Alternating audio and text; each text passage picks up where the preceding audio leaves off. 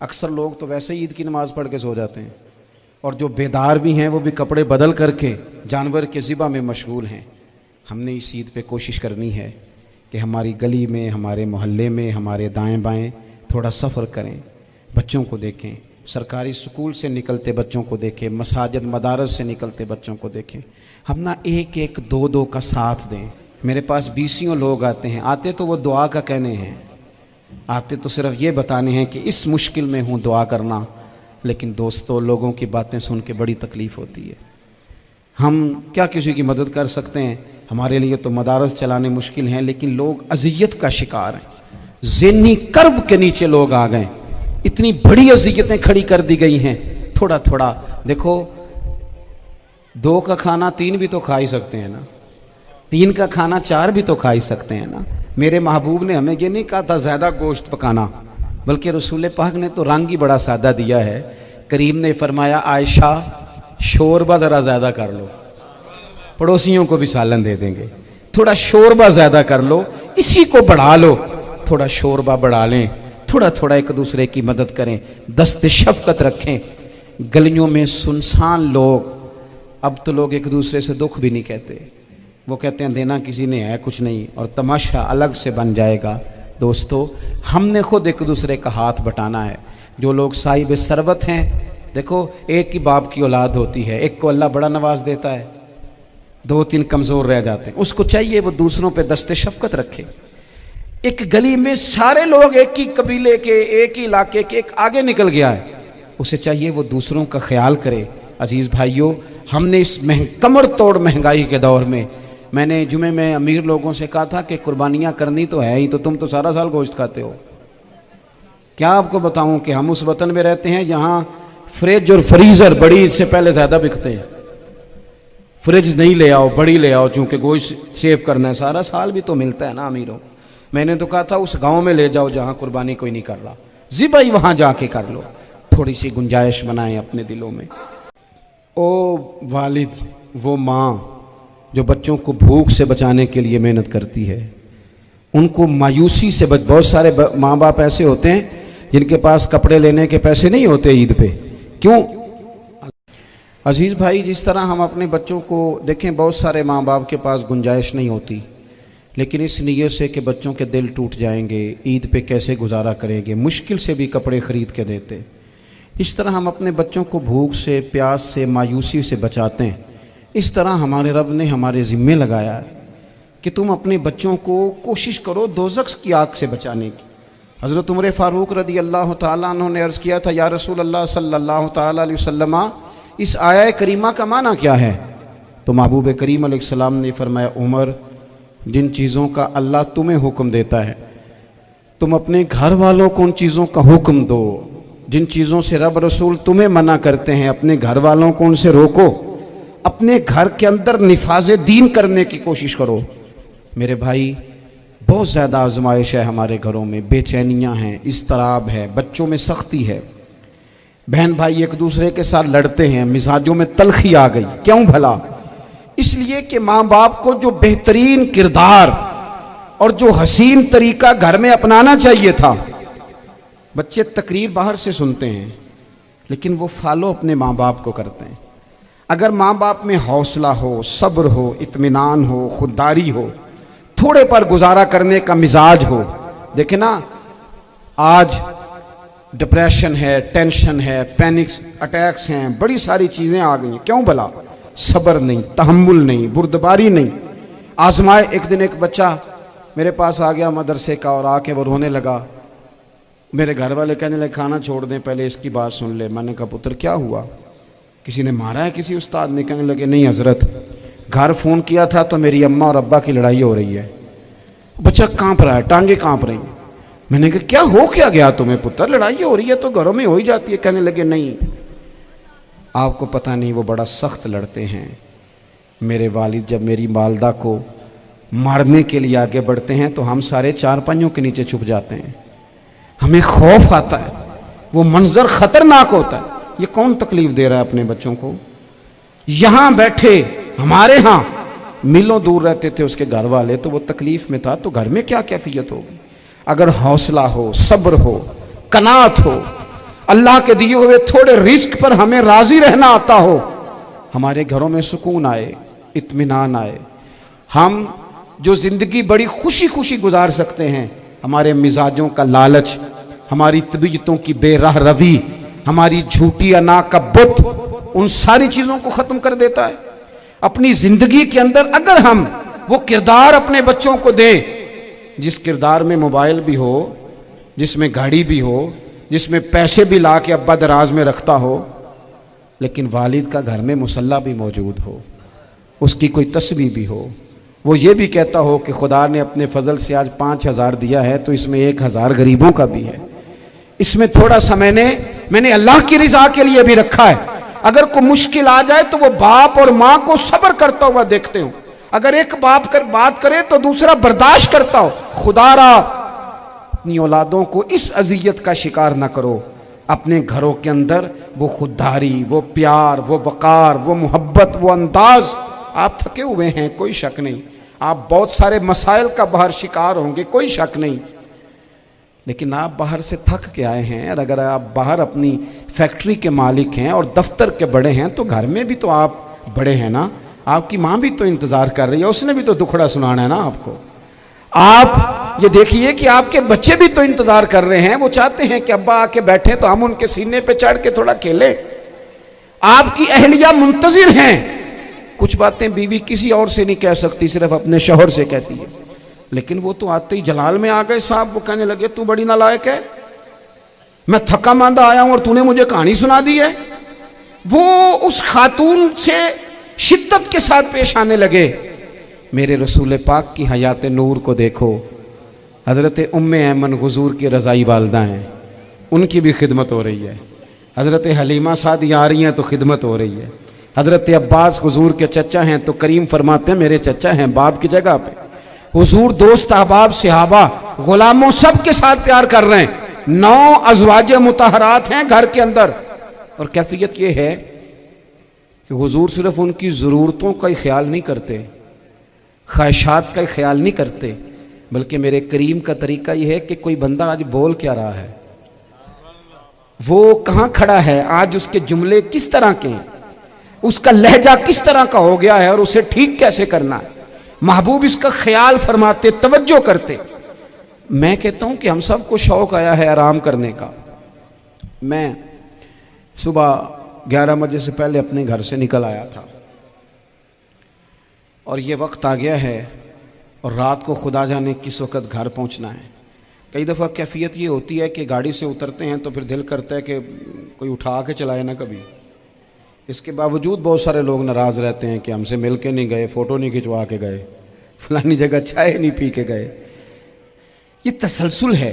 लेकिन मैं जितना मर्जी थका मांदा घर जाऊंगा ना, कभी ऐसा नहीं हुआ कि मैं घर जाऊं तो बड़ी टेंशन में जाऊं।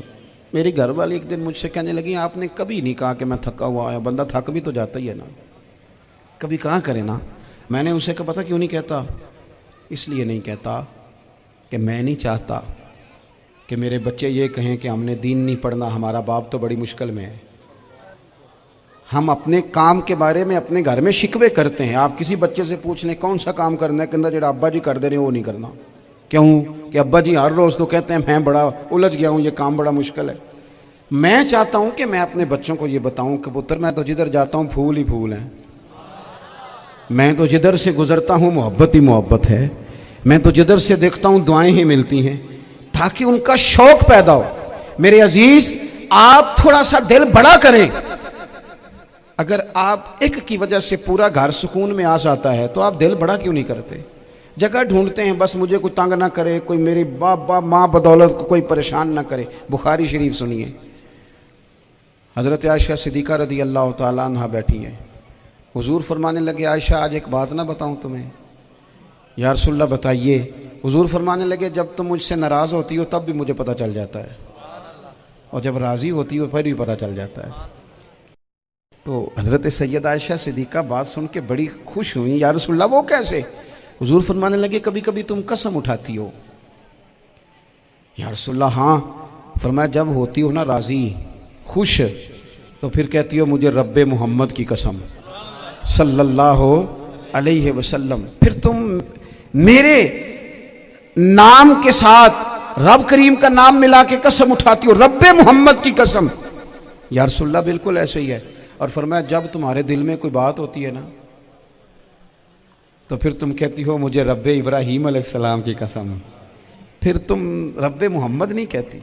ये बुखारी मुस्लिम में मौजूद है। हज़रत आयशा सिद्दीक़ा ने तो बात सुनी तो खिल गई तबीयत, कहने लगी करीम सदके जाऊं, यहाँ यहाँ तक ख्याल फरमाते हो, किसके जुमले कहाँ पहुंच गए, यहाँ तक ख्याल है।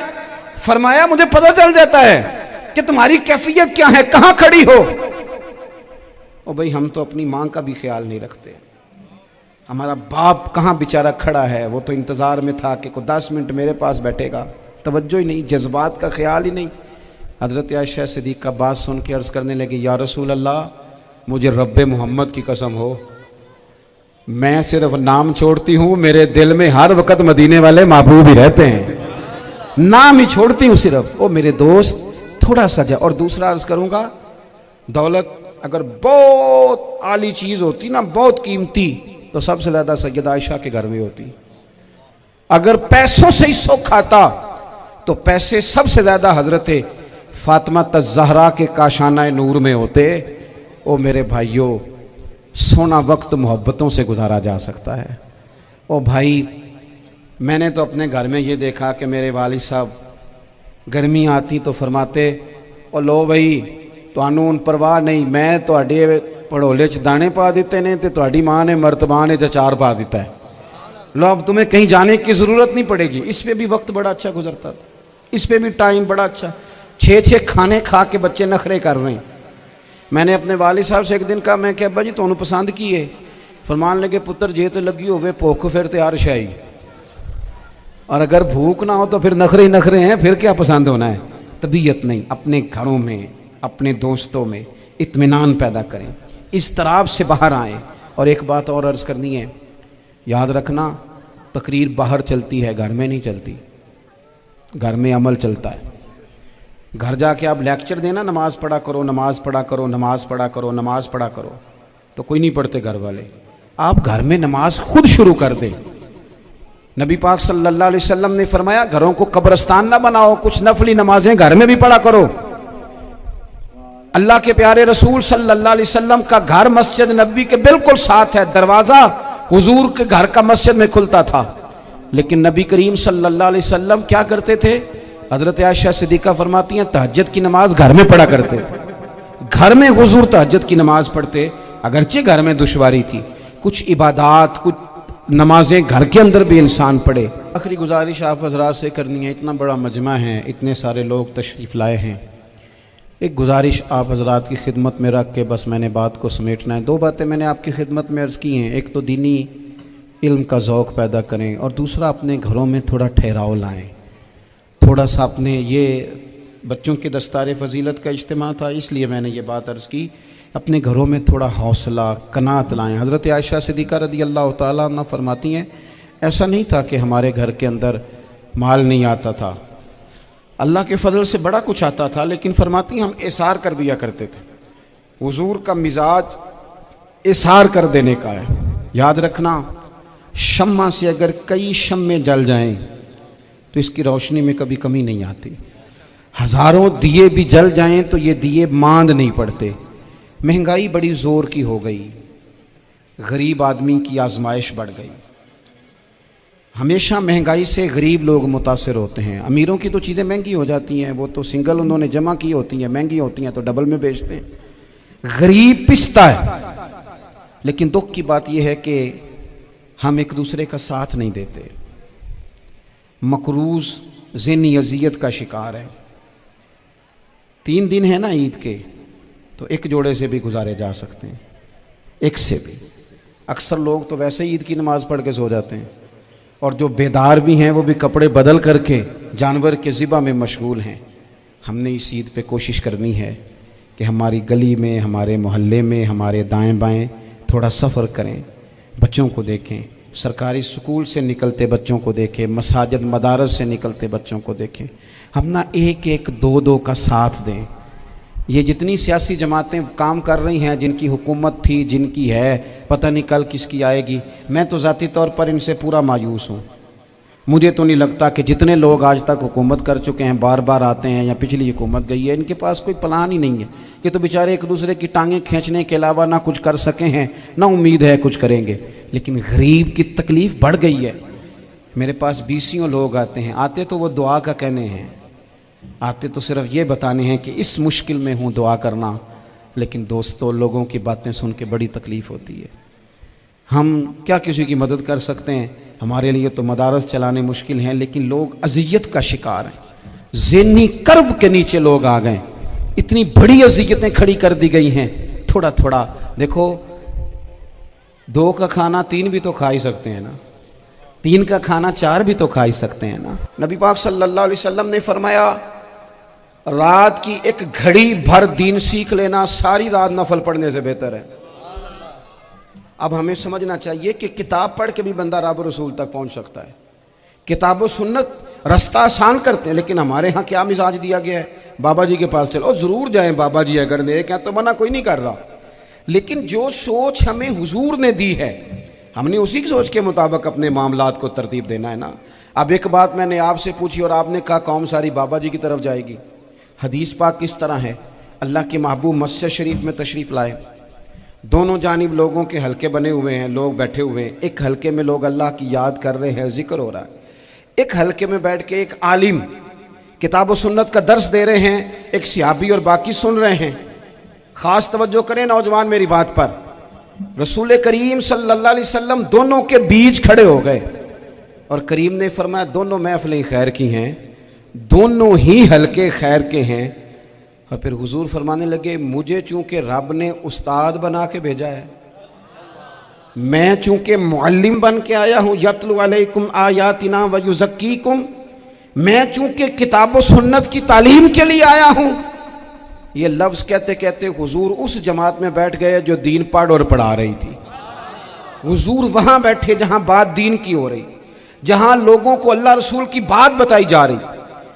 तो जुमे में वक्त पे आएँ, अपनी दीनी मालूमात मजबूत करें और अपने लिए मजबूत करें।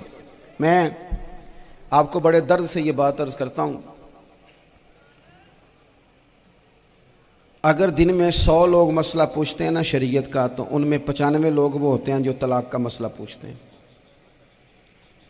वालिद साहब ने, बेटी के वालिद साहब ने 2 महीने पहले ऑर्डर दिया होता है फर्नीचर का। बेटे की शादी हो तो महीना पहले शेरवानी वाले को भी कहना पड़ता है, गाड़ियां बुक करानी पड़ती हैं, मैरिज हॉल बुक, ये सारे लवाजमात हम करते हैं। सारा कुछ किया, गाड़ी से घर बसना है, मैरिज हॉल से बसना है, फर्नीचर से बसना है, हमने सारा कुछ उनको बताया।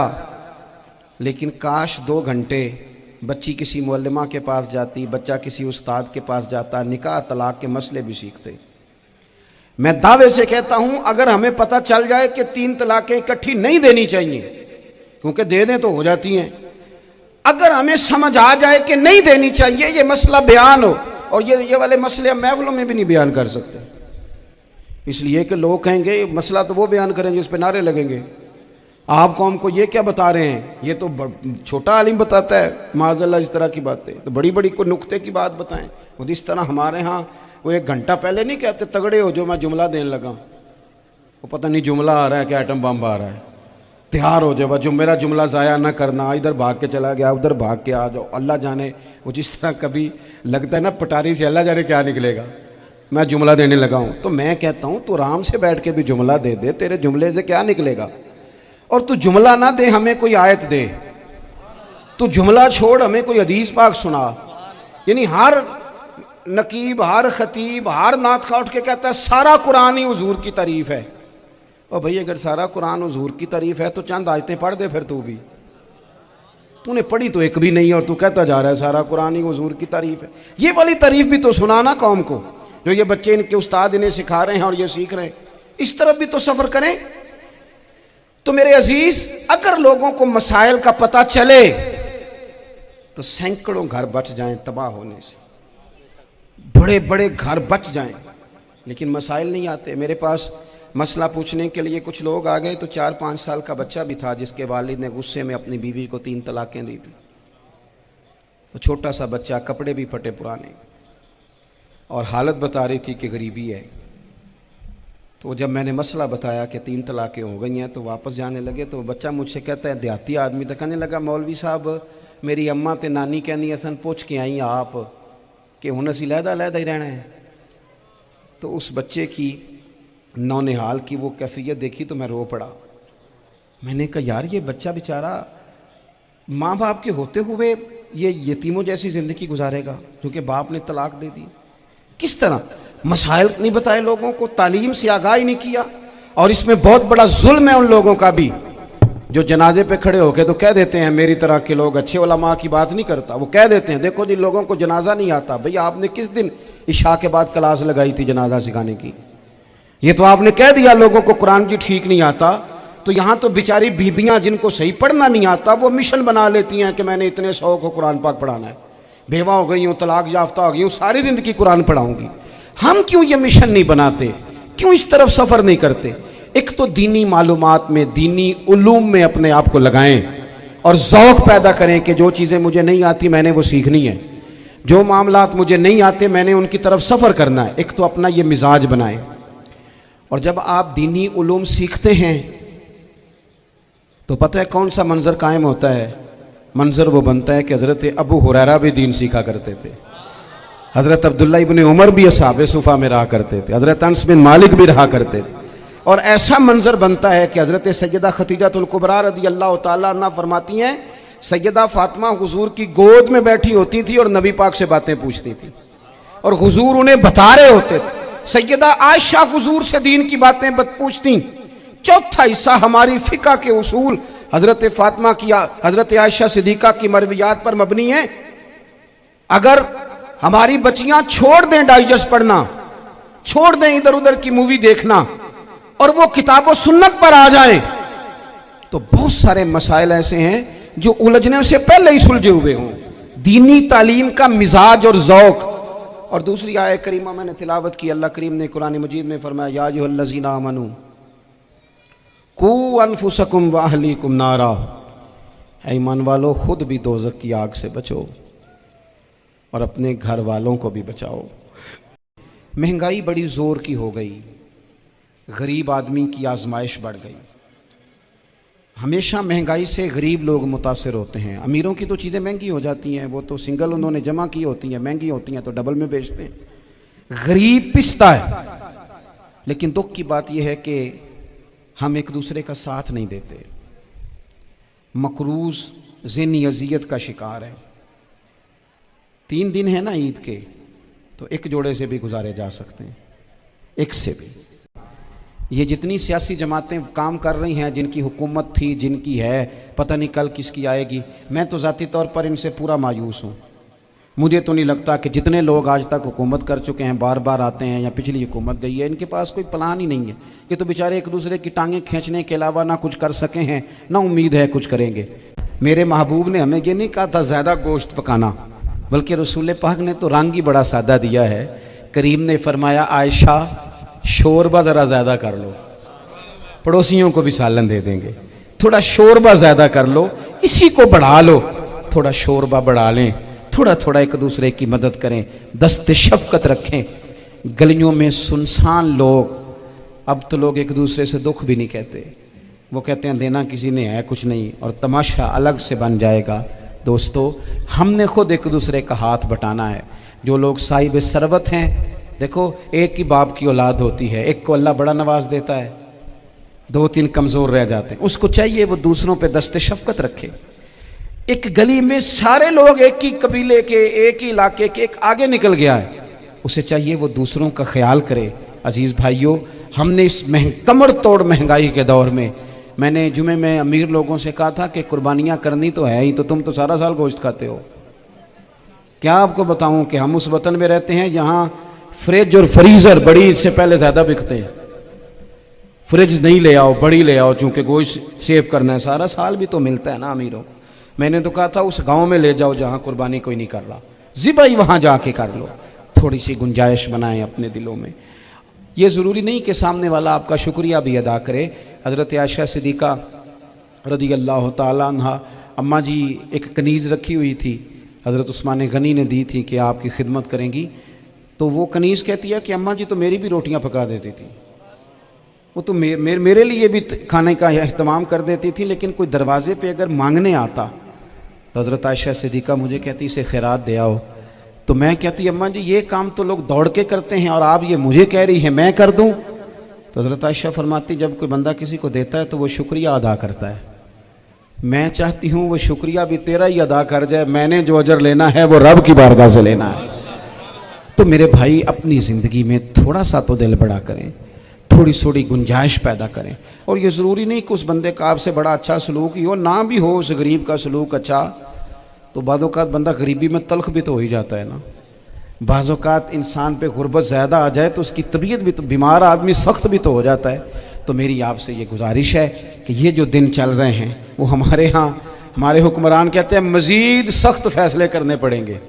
वो मैंने कहा तुम्हारे लिए तो आसान है, इसलिए कि तुम तो जिस दफ्तर में बैठ के फैसला करते हो उसकी तो बत्ती कोई नहीं जाती, तुम्हें क्या पता हो, वहाँ तो एसी भी 1 मिनट के लिए बंद नहीं होता। ये तो उससे पूछो बाप से कि जो ईद से पहले अपनी बीवी से मशवरा कर रहा है कि ईद आ गई है, अगर बेटी के घर कपड़े ना भेजे तो उसकी सास बातें करेगी। ये छोटी ईद गुजरी थी ना, तो हमारे यहाँ कुछ लोग समझते हैं कि सखावत सिर्फ रमज़ान में ही करनी है और रमज़ान में सवाब ज़्यादा है, वरना राशन वंडन वाले और लोग को ईदों बाद भी भूख लग दीजिए, ईद के बाद भी उसी तरह ही गरीब के साथ पेट होता है, लेकिन तवज्जो नहीं। एक तो ज़ौक़ इल्म पैदा करें, एक अपने घर में इत्मीनान का माहौल लाएं। तीसरी गुजारिश ये है कि महंगाई और सख्ती के इस दौर में अपने मुसलमान भाइयों का, अजीज़ों का, अहले मोहल्ला का हाथ बटाएं, प्यार करें। अल्लाह के हुजूर दुआ है अल्लाह हमारी इस हाज़री को कबूलियत का शरफ़ अता करे। आखिर दावा या अनिल हम्दुलिल्लाहि रब्बिल आलमीन।